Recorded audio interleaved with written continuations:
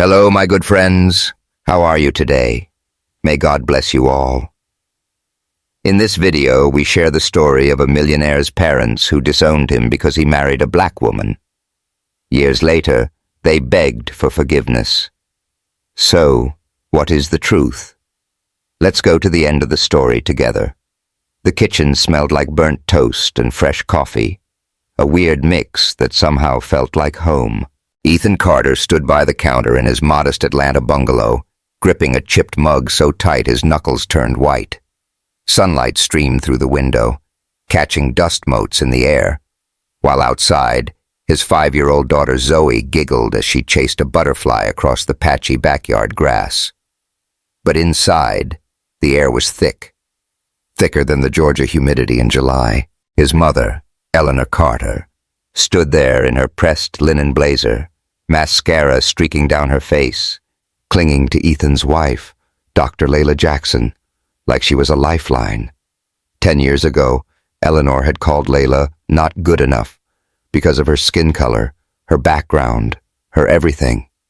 Now, she was sobbing into Layla's shoulder, muttering, thank you," over and over. Ethan's jaw clenched as he watched. He could still hear his own voice in his head, a decade-old echo. I lost it all. My inheritance, my family name, my parents' love, because I chose her. And yet, here they were, his parents begging for a second chance after Layla saved their granddaughter's life in the ER last night. He took a sip of coffee, the bitterness hitting his tongue like a memory he couldn't shake. Funny how life turns out, he thought, glancing at Layla. She stood there in her faded scrubs, her braids pulled back in a messy bun, offering Eleanor a tired but genuine smile. "No need to thank me, Mrs. Carter," she said softly. "It's my job." Ethan couldn't take his eyes off her. His rock, his reason, the woman who turned his world upside down and then right side up again. He leaned against the counter, the chipped edge digging into his palm, and let his mind reel back to last night, the moment that brought them all here. It was chaos in the Emory Hospital ER, the kind of night that made you question why anyone chose medicine. Machines beeped like a bad techno remix, nurses shouted over each other, and the fluorescent lights buzzed overhead, casting everything in a sterile white glow. Layla Jackson stood in the middle of it all, her red sneakers squeaking on the linoleum as she barked orders. "Epinephrine, stat! Somebody get me her chart, now!" Sweat beaded on her forehead, her eyes locked on the tiny 6-year-old girl convulsing on the gurney. Sophie, Ethan's niece, though he hadn't even known she existed until hours ago. "Layla! She's crashing!" a nurse yelled, panic edging her voice. Layla didn't flinch. She grabbed the tablet from the crash cart, her fingers flying across the screen as she pulled up MedLink, the system she and Ethan had built from nothing. Come on, she muttered, scrolling through Sophie's medical history. There it was. Peanut allergy. Severe. She's in anaphylaxis. Check the MedLink log. She ate something at school. Push the EPI, 0.15 milligrams. Let's move. The nurse jammed the needle into Sophie's thigh, and Layla held her breath, counting the seconds. 1, 2, 3, then a gasp. Sophie's chest heaved, her eyes fluttering open, and the heart monitor steadied into a slow, blessed beep. Layla exhaled, her shoulders slumping as she wiped her brow with the back of her hand. "Good girl," she whispered, brushing a strand of hair from Sophie's face. "You're gonna be okay." Outside the glass doors, Eleanor Carter paced the waiting room, her designer heels clicking against the tile. She'd rushed Sophie in after the school called. Her daughter-in-law's kid, a little girl she barely saw because of family drama Ethan didn't care to unpack. She'd caught a glimpse of Layla through the chaos, a black woman in scrubs commanding the room like she owned it, and something clicked. "Who is she?" Eleanor murmured, clutching her Gucci handbag tighter. She didn't know yet, not really, but the name Dr. Jackson on the nurse's frantic chatter rang a distant bell. When Layla finally stepped out, still in her scrubs, her face drawn with exhaustion. Eleanor froze. "Mrs. Carter?" Layla said, recognizing her from old photos Ethan had shown her years ago. "Sophie's stable. She had a severe allergic reaction, but we caught it in time. She'll be fine." Eleanor's knees buckled. She sank into a plastic chair, her handbag sliding to the floor, and then the tears came. Raw, messy, nothing like the dainty sobs she'd mastered at charity galas. "You saved her," she choked out, looking up at Layla like she was seeing her for the first time. I don't know what to say." Layla crouched down, her voice steady despite the 16-hour shift weighing on her. "You don't have to say anything. Every kid deserves the best care. That's all I care about." She hesitated, then added, "I'm glad she's okay. For you." Eleanor reached out, her trembling hand brushing Layla's arm. "Thank you," she whispered again, and this time it wasn't just gratitude, it was something heavier, something broken. Layla nodded, gave her a small smile, and headed back to check on Sophie, leaving Eleanor staring after her, the pieces of a decade-old mistake starting to fall into place. Back in the kitchen, Ethan snapped out of the memory as Zoe's laughter floated through the open window. Eleanor had let go of Layla now, wiping her eyes with the tissue she'd pulled from her purse. "I saw it on the news," she said, her voice shaky. "MedLink, your system. They said it's saving lives everywhere. I didn't know. I didn't know it was you two." Layla glanced at Ethan, her brown eyes soft but guarded. "We've been busy," she said simply, pouring herself a glass of water. "It's been a long road." Ethan set his mug down, the clink loud in the quiet room. "Yeah, Mom. A long road you and Dad didn't want any part of." The words slipped out sharper than he meant, but he didn't take them back. Eleanor flinched, her lips parting like she wanted to argue, but she didn't. Not this time. Layla stepped closer to him, her hand brushing his arm, a silent "it's okay" he'd come to rely on. "She's here now," she said quietly, her voice cutting through the tension like a warm breeze. "That's something." Ethan looked at her, then at his mother, the woman who'd once told him he was throwing his life away for a girl like that. Now she stood in his kitchen, humbled by the woman she'd rejected, all because of a little girl neither of them had known they'd fight for. He didn't know what to feel, anger, relief, or something in between. All he knew was that Layla had done it again, turned a moment of chaos into something real, something that mattered. He turned to the window, watching Zoe twirl in the sunlight, her braids bouncing.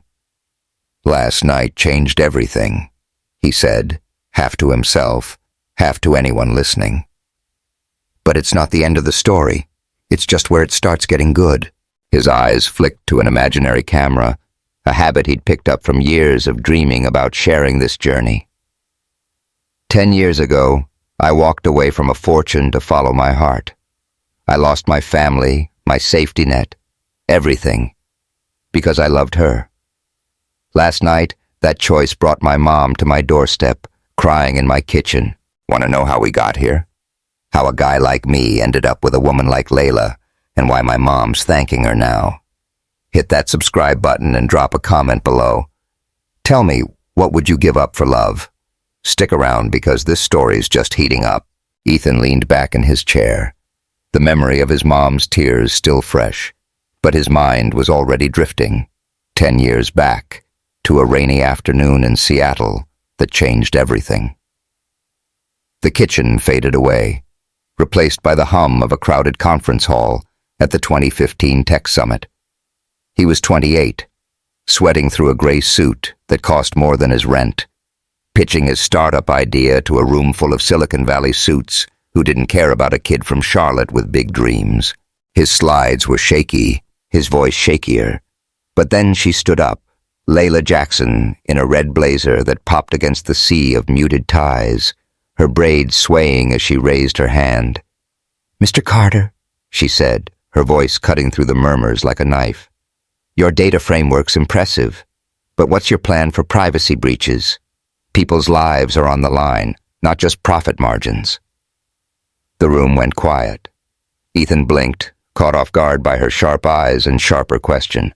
He fumbled an answer, something about encryption he barely understood himself, but she didn't let it slide. After the panel, she found him by the coffee station, a paper cup in her hand, and a grin that lit up the dim hallway. "You dodged my question," she said, leaning against the wall. "But I'll give you a second shot. What's your real goal here?" Ethan rubbed the back of his neck, feeling the dampness of nerves under his collar. Honestly, I want to build something that matters, not just another app to sell ads." He paused, then blurted, "You're a techie too, right? What's your deal?" Layla laughed, a sound so real it made the fake smiles around them fade. "Nope. Pediatrician. I crash these things to see how tech can help my kids. The ones I see in the ER every day." She sipped her coffee, her eyes locked on his. "I'm Layla, by the way." "Ethan," he said, and that was it. And they talked for hours about AI, hospital inefficiencies, the dumplings they grabbed at a hole-in-the-wall spot nearby, until the conference badges and keynotes were just background noise. He didn't know it then, but that rainy Seattle day was the start of losing everything he'd ever known. Fast forward a few months, and Ethan was driving Layla down I-85 to Charlotte, North Carolina, his stomach twisting tighter with every mile. The Carter family estate loomed ahead, a brick mansion with ivy crawling up the walls, the kind of place that screamed old money and older rules. He'd warned Layla about his parents, Henry and Eleanor, pillars of Southern high society, but she just shrugged. "I've dealt with worse than fancy folks," she'd said, her hand squeezing his on the gear shift. Inside, the living room was all leather and crystal, the air heavy with the scent of Henry's cigar. Eleanor perched on a velvet sofa, her blonde hair pinned up like she was posing for a portrait, while Henry stood by the fireplace swirling a glass of bourbon. Ethan introduced Layla, his voice steady despite the sweat pooling at his spine. "Mom, Dad, this is Layla Jackson. She's a doctor, smartest person I've ever met." Eleanor's smile didn't reach her eyes. "A doctor? How interesting. Where's your family from, dear?" Layla sat down, crossing her legs like she owned the place. "The Bronx. Just me and my mom growing up. She's a nurse. Taught me everything about fighting for what matters." Henry's glass paused mid-swirl. "The Bronx," he repeated like it was a foreign country. "And your father?"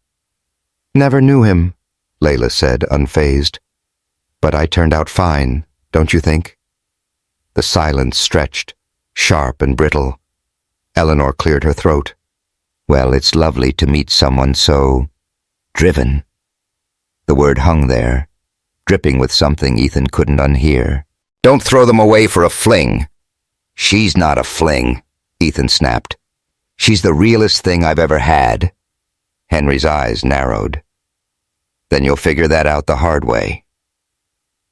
Back in Atlanta, months later, Ethan couldn't shake that fight. It clung to him like damp air after a storm. He and Layla had moved into a cramped apartment, peeling paint, a futon they'd scored off Craigslist, and a dream that felt bigger than the both of them. It was 3 a.m., the sky bruising purple outside, when he decided. Layla stumbled out of the hospital after a brutal shift, her sneakers scuffed, her eyes half closed. He met her in the parking lot, the asphalt slick with dawn dew, and dropped to one knee right there. No ring, no plan, just a heart hammering in his chest. "Layla Jackson," he said, his voice cracking. "You're my everything. Marry me?" She stared, then laughed, loud, wild, the kind of laugh that woke up the birds. "You're crazy, Ethan Carter. Kneeling in a parking lot? God, yes, 1,000 times yes. She yanked him up, kissing him hard as the sun peeked over the horizon, painting the sky in streaks of gold and hope. They stood there, tangled in each other, the world quiet for once. But the quiet didn't last. A week later, an email from Henry hit Ethan's inbox like a punch. Marry her, and you're out. No trust fund, no company stake, no Carter name. Choose wisely.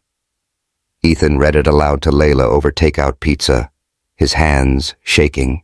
She set her slice down, grease staining the cardboard, and looked at him. Really looked.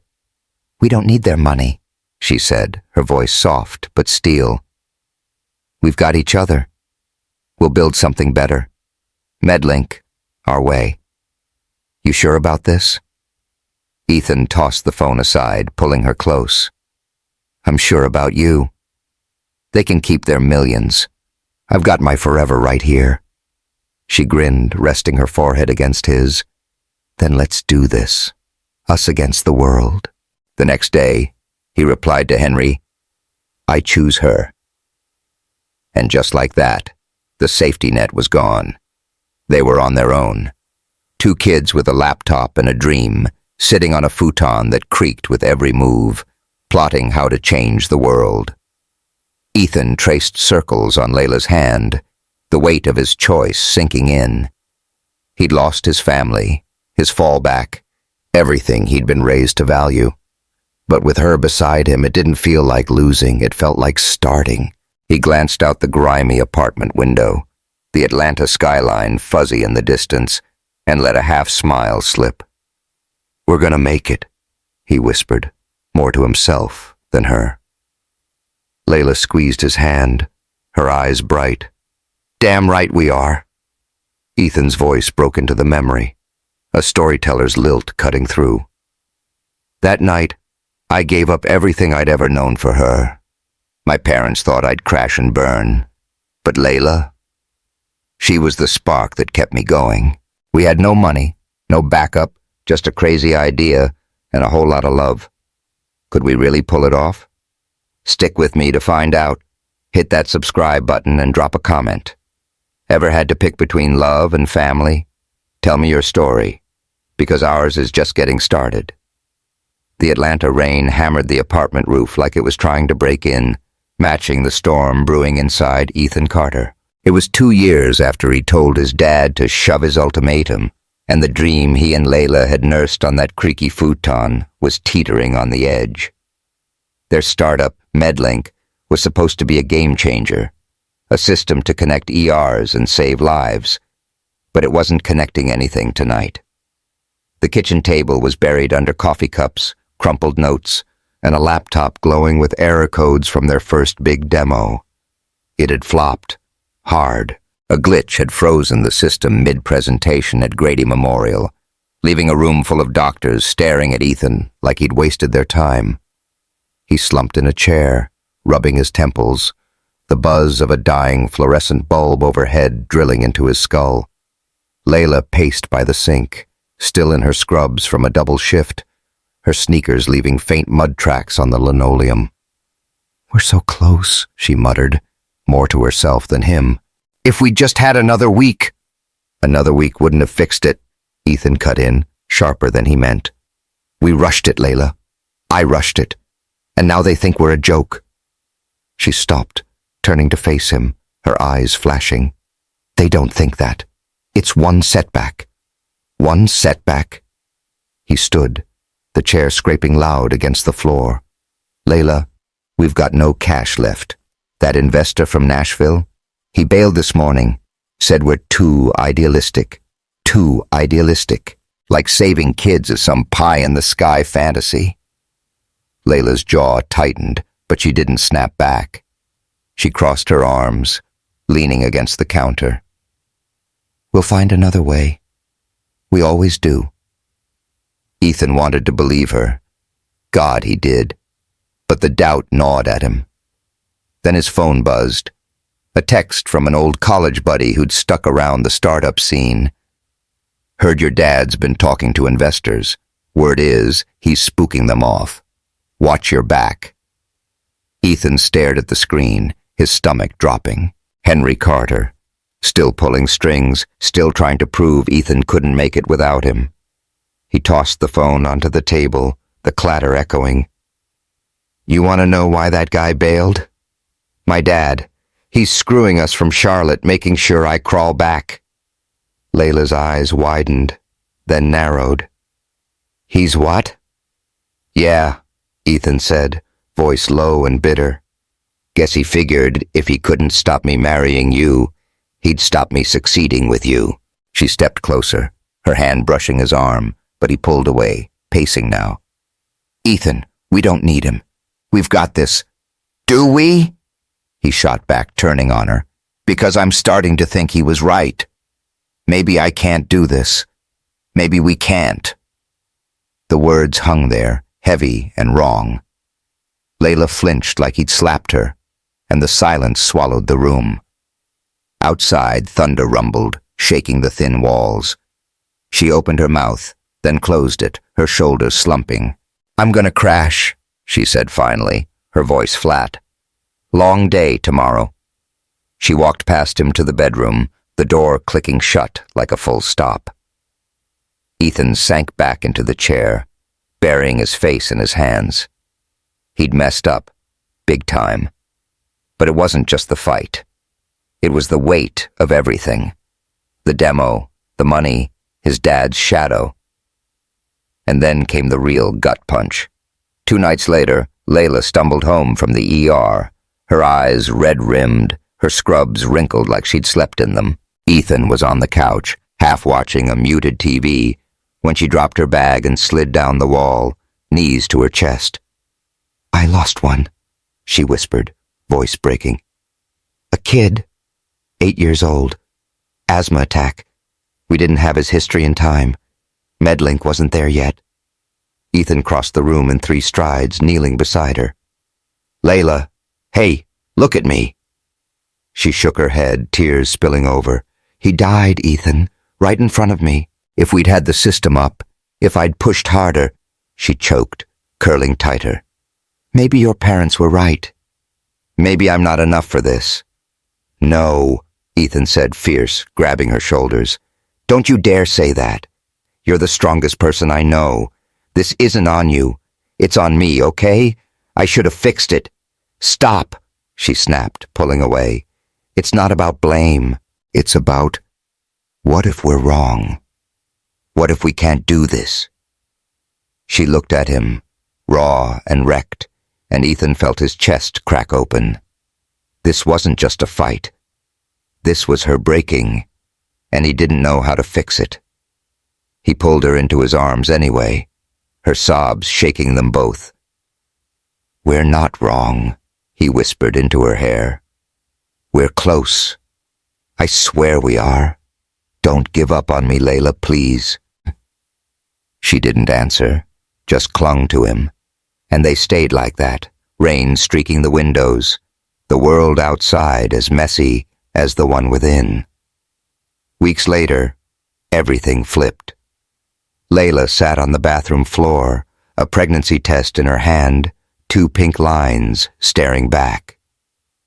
Ethan, she called, voice shaky but bright. He bolted in, nearly tripping over a pile of laundry, and froze when he saw it. We're... Yeah, she said, a grin breaking through her exhaustion. We're having a baby. He whooped, scooping her up, spinning her until she laughed, that wild, contagious laugh he'd fallen for in Seattle. We're gonna be parents, he said, kissing her forehead, her cheeks, her lips. You, me, and a little troublemaker. But the high didn't stop there. A month later, Layla dragged him to a medical conference in Miami, her belly just starting to show, her fire back in full force. She'd reworked MedLink's code herself, late nights between ER shifts, and insisted on a live demo. Ethan watched from the crowd, heart pounding as she stepped onto the stage, a kid hooked up to a dummy monitor beside her. "This is real time," she told the room, tapping the tablet. "Watch." The screen lit up. Vitals, allergies, history, all in seconds. Then a staged emergency. The kid's monitor flatlined. Layla hit a button. MedLink flagged a drug conflict, and she saved him with a fake shot. The crowd gasped, then erupted. Ethan's jaw dropped. She'd done it. A doctor in the front row shouted, "That's genius!" and phones came out, filming. By nightfall, the clip was viral. ER doc's tech saves lives, trending on Twitter. Backstage, Layla threw her arms around him, breathless. "We did it, Ethan! They're calling hospitals already!" He hugged her tight, laughing into her shoulder. "You did it, babe. You're a freaking superhero." But the glow dimmed when he checked his email that night. A message from Henry. "Saw you on the news. MedLink's impressive. I may have been wrong. Can we talk?" Ethan stared at it, his thumb hovering over delete. 10 years of silence, and now this? He crumpled the phone into his pocket, jaw tight. "Not yet," he muttered. "Not after everything." Layla caught his look, squeezing his hand. "You okay?" "Yeah," he lied, forcing a smile. "Just soaking in the wind." She didn't push, but her touch said she knew. They'd won. MedLink was alive. Their baby was coming, but the scars from Charlotte still bled. Ethan's voice cut in, a storyteller's drawl. "That night, we went from rock bottom to the top. Layla pregnant, MedLink blowing up. But my dad's email? That was a ghost I wasn't ready to face. We'd beaten the odds, but could we keep it up with a kid on the way and a past that wouldn't stay buried? Hit subscribe and tell me in the comments. Ever had a win that came with a catch? Stick around, 'cause this ride's about to get wilder." Ethan Carter stood in the backyard of their Atlanta home, the late afternoon sun dipping low, casting long shadows over the wooden swing set where Zoe, now 5, squealed as she pumped her little legs. The air smelled of grilled burgers and honeysuckle, a lazy Sunday vibe that felt worlds away from the chaos of a decade ago. Inside, the kitchen door creaked open, and there she was, Layla, in a loose t-shirt and jeans, balancing a tray of lemonade, her smile as bright as the day he'd met her. Behind her trailed Eleanor Carter, his mom, in a cardigan that looked too fancy for a barbecue, and Henry Carter, his dad, in a polo shirt that screamed, "I'm trying." They carried paper plates, awkward but present, a sight Ethan never thought he'd see. It all came rushing back, the moment that cracked the wall between them. 3 weeks ago, back in that same kitchen, Eleanor had sobbed into Layla's shoulder after Sophie's ER scare. Ethan had watched, frozen, as his mom broke down, thanking the woman she'd once scorned. But it wasn't until Henry showed up the next day, unannounced, that the real shift hit. Ethan had opened the door to find his dad on the stoop, hands stuffed in his pockets, looking smaller than the titan he'd grown up fearing. "Ethan," Henry started, voice rough. "I saw what happened. Sophie. MedLink. I was wrong. About her. About you. I'm sorry." Ethan stood there, the words he'd waited a decade for hanging in the air. He didn't hug him, didn't cry, just stared. "You don't get it that easy, Dad," he said finally, his throat tight. "You cut me off. You tried to tank us. Why now?" Henry's eyes dropped to the worn welcome mat. "I followed you. On the news, the headlines. MedLink's everywhere. I saw Layla save Sophie and He swallowed hard. "I've missed too much. Zoe. I don't even know my granddaughter." Layla stepped up beside Ethan, her hand slipping into his. "He's here," she said softly, her voice a steady anchor. "That's a start." Ethan's jaw clenched. A start doesn't erase 10 years. He looked at Henry, then Eleanor, who joined them, her eyes red. You want to be part of this? Prove it. Work with our foundation. Help the kids we're fighting for. No shortcuts. Henry nodded, slow but sure. We will. Whatever it takes. That was 3 weeks ago. Now, here they were. Henry flipping burgers with a clumsy grip. Eleanor setting out cups while Zoe tugged at her skirt, chattering about butterflies. Ethan watched from the grass, a beer in hand, feeling the surreal weight of it all. MedLink had exploded since that viral Miami demo. Hospitals across 3 states were on board, lives saved daily, their bank account fatter than his old trust fund ever was. But the real win wasn't the money. It was this: Layla laughing with Zoe, the foundation they'd built funding scholarships for kids from places like the Bronx, and yeah, even his parents trying to fit into a life they'd once rejected. Layla plopped down beside him, handing him a lemonade. You good? She asked, nudging his shoulder. He grinned, clinking his bottle against her glass. Better than good. Look at this, our mess of a family. She smirked. Messy's my favorite kind. Zoe ran over, crashing into them, her braids bouncing. Daddy, Grandpa says he's bad at burgers. Tell him he's not. Ethan scooped her up, tickling her until she shrieked. Grandpa's learning, kiddo. Give him time. Across the yard, Henry caught his eye, a sheepish smile breaking through.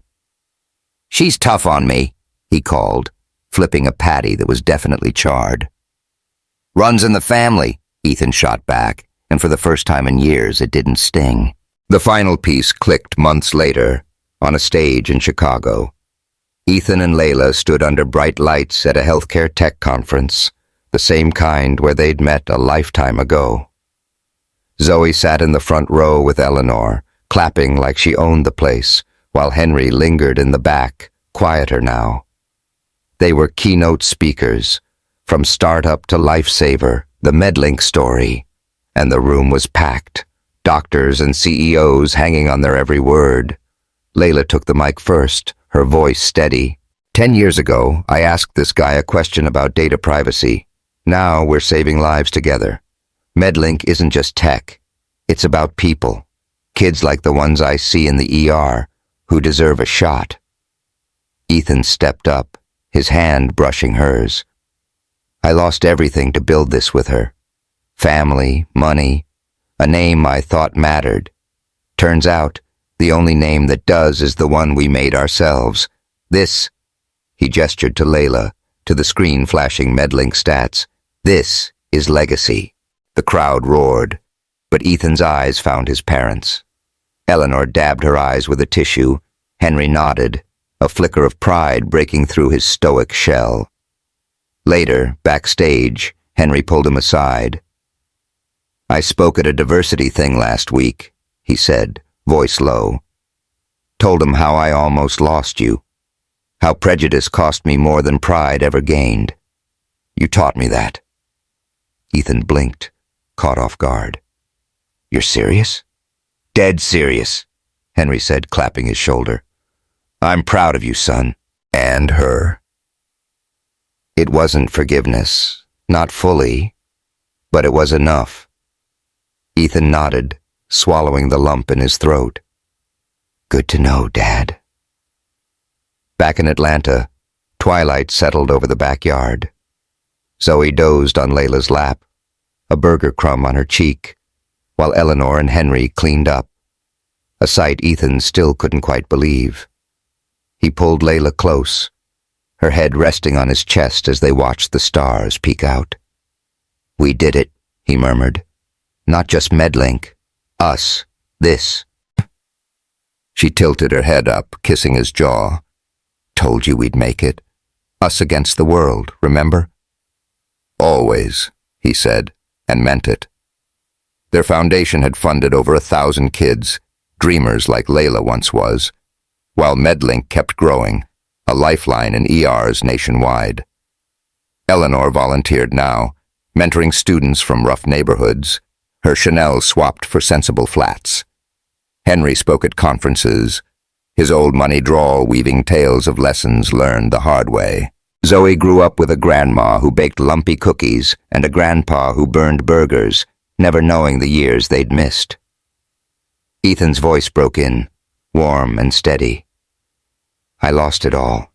Millions, a mansion, a name, because I chose love over hate. Layla and I built something better. A life where our daughter knows family isn't blood, it's who shows up. My parents? They're learning, one messy barbecue at a time. This isn't just our story. It's proof you can choose what's right, even when it's hard, and come out stronger. Love doesn't see color, success isn't cash, and families who fights for you when the chips are down. Hit that subscribe button and tell me, what would you fight for? Share your story, because this one's done, but yours? That's just beginning. He smiled at Layla, Zoe snoring softly between them, the backyard quiet except for the crickets and the clink of Henry stacking plates. The past had caught up, but they'd outrun it together.